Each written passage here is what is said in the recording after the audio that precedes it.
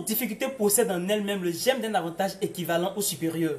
Cette citation de Napoléon Hill, le grand maître du développement personnel. Salut à toi mon très cher visionnaire, j'espère que tu te portes très bien. Dans cette vidéo, je vais te donner des astuces qui vont te permettre de saisir les opportunités qui se trouvent dans les problèmes que tu vis, dans les difficultés que tu vis. Comme d'habitude, pour t'aider à comprendre les choses véritablement, je vais utiliser une métaphore. Prenons une pièce de maison dans laquelle est contenu plusieurs objets, notamment un poste téléviseur, un frigo, une chaise, une table et pas mal de choses que vous connaissez. Et tout de suite, éteignons toutes les lumières de cette pièce. Supposons que la compagnie d'électricité vient de rompre la distribution de l'électricité. Ok?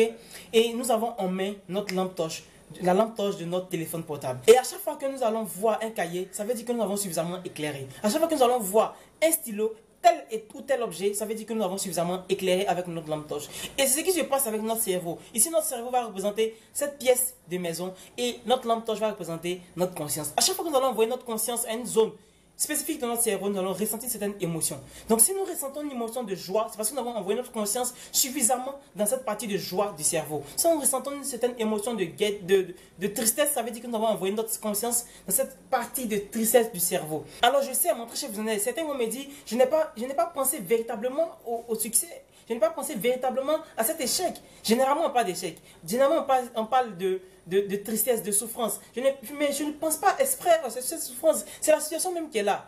Alors, c'est pour ça que je te fais cette vidéo, simplement pour t'emmener à trouver des opportunités dans les problèmes que tu vis. Et non pas à te poser des questions du genre, pourquoi est-ce que ça m'arrive? Pourquoi est-ce que c'est à moi que ça arrive? Pourquoi ça dure? Pourquoi c'est toujours moi? Pourquoi c'est ci? Pourquoi c'est cela? Parce qu'à chaque fois que nous allons poser des questions, nous allons nourrir notre conscience pour que cette partie du cerveau soit suffisamment éclairée. Nous allons ressentir en retour cette émotion. Donc simplement, nous allons couper les questions que nous allons nous poser suivant les situations que nous vivons. Si nous vivons une situation de souffrance, plutôt que de nous poser des questions qui vont renforcer cette souffrance, nous allons poser des questions pour sortir de cette souffrance, pour saisir des opportunités qui s'y trouvent. Alors voici 5 questions à se poser rapidement pour passer d'un état de souffrance, d'un état de tristesse, un état joyeux, un état optimal qui va nous permettre d'avancer dans la vie. Toute première question à se poser lorsque nous rencontrons des difficultés, des problèmes, c'est de se demander quelle est l'opportunité qui se trouve dans ce problème que je vis. Quelle est l'opportunité qui se trouve dans ce problème?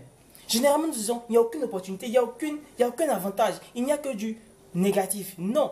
Pose-toi véritablement cette question. Est-ce qu'il y a uniquement du négatif dans ce que je vis actuellement? Cette question est très précise. La deuxième question à se poser, mon très cher visionnaire, c'est de demander qu'est-ce qui n'est pas encore parfait. Est-ce qu'il y a quelque chose dans mon attitude ou dans mes aptitudes qui font que je rencontre généralement ce genre de difficultés ou que je vis ce type de problème? Est-ce qu'il y a quelque chose à parfaire? Est-ce qu'il y a quelque chose à améliorer?